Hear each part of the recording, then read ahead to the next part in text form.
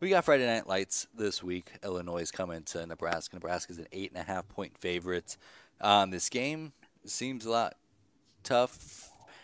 It almost seems equally as tough for different reasons compared to how I viewed this game at the beginning of the season. Like, I think Nebraska's in a better spot than I thought they would be, but also Illinois is in a better spot than I thought they would be. So, a ranked versus ranked matchup in Memorial Stadium, which hasn't happened in a bazillion years. It's going to be electric there. Another night game, so that's cool. The second half will be during my son's bedtime, so I love that for me. Mm. But it's going to be awesome. I'm super stoked about it. This feels like the Colorado felt like the first big test. This feels like another test. Like that was the midterm. This is the first like exam afterwards. Yeah, this is where it gets real. Um, Starting Big Ten play, teams that are actually know what they're doing, as opposed to Colorado. Um, God, I hope we just go out there and execute. I hope we don't mess around, get too cute. I hope we just go out there and just beat the shit out of them.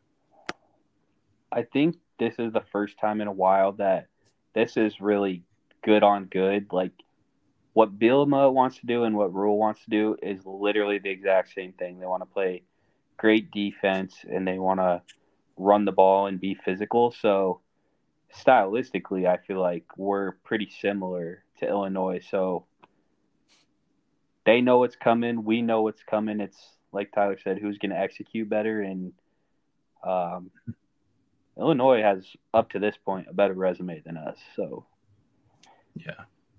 I don't know. Yeah, 8.5 as a line for this seems pretty high to me as a team who's been better than us for a while. Yeah. I want to talk about our offensive lineman that has gotten seemingly suspended from the team. I never know how to pronounce his name, so Brandon, I'm going to lean on you. Micah Mazuka.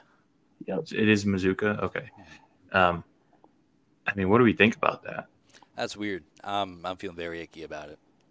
It's got to be some off the field stuff, either grades or some kind of wrongdoing with the law, or I don't know. But it can't be good if I don't know. Yeah, Can't be because I Yeah, good. and the know way that like they're Jamari talking about Butler it didn't seems, play Saturday, but that seemed very cautious. This doesn't yeah, seem like the same deal at all. yeah, it seems just very eerie the way that Matt Rule is kind of tiptoeing around it. Like we'll confront it at a later date or whatever he's been saying. It's kind of weird. It Um, feels like he's trying to protect Mazuka from the media a little bit, and whenever that's happening, it's like, all right, well, he did something wrong, and I don't know. I but hope it, I'm wrong. I hope it's a grade thing or something very minor, yeah, but but it also can't be that bad, right? Because he's saying that he's still on the team, he's still with us. So I would think that that it's always nothing too bad. that doesn't always mean anything because Joe Mixon punched a woman in the face and broke her jaw and was still on the team at OU. Well, that didn't come out until years later, though. No, the Well, video I'm didn't sure. come out. Yeah, I'm sure the coaching staff were very well aware of what happened, but the public wasn't. Um, I don't Yeah, know. I if that trust. video comes out before Joe Mixon gets drafted, he would be living a very different life right now. Yeah.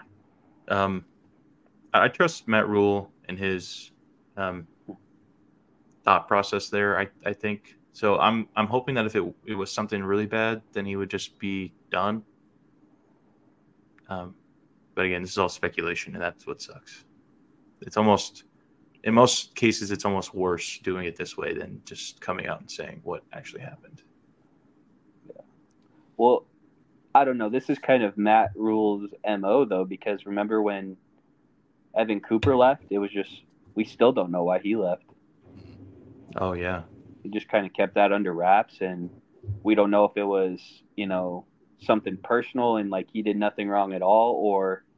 But normally when a guy steps down like that right before the season, you would think it's got to be some kind of wrongdoing.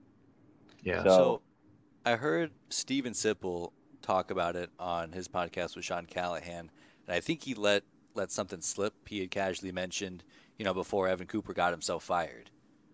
Then he kind of backtracked it. And was like, oh, actually, well, he resigned formally.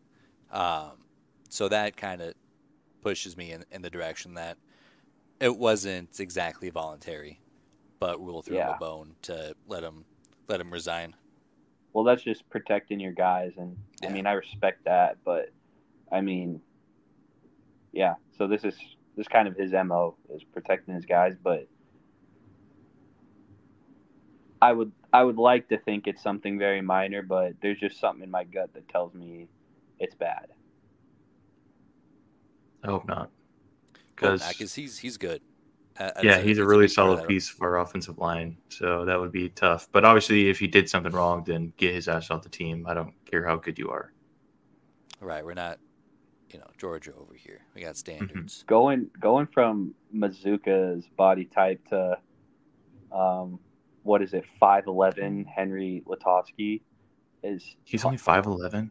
Oh, I'm pretty shit. sure he's real short. I could be making that up. Someone might have to fact check me there, but that's a that's an NFL body that we're losing on the line. Yeah.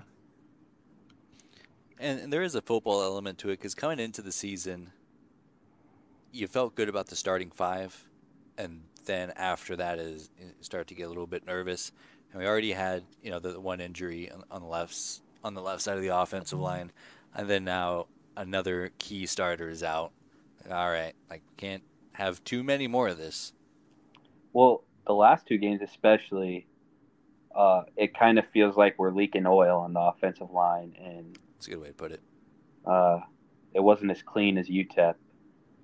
And Raiola is pretty good about pocket presence and moving around in there, but I mean, we're going to run into some teams with some really good defenses, so I really hope we get a set five and get cohesive up there, and you know, Coach Raiola hopefully will get those guys going.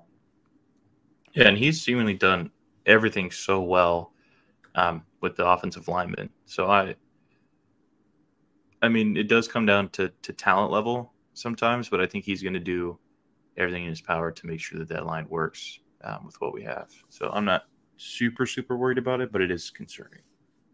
For sure. So, any final thoughts on Illinois before we head on over to Bookie Brook?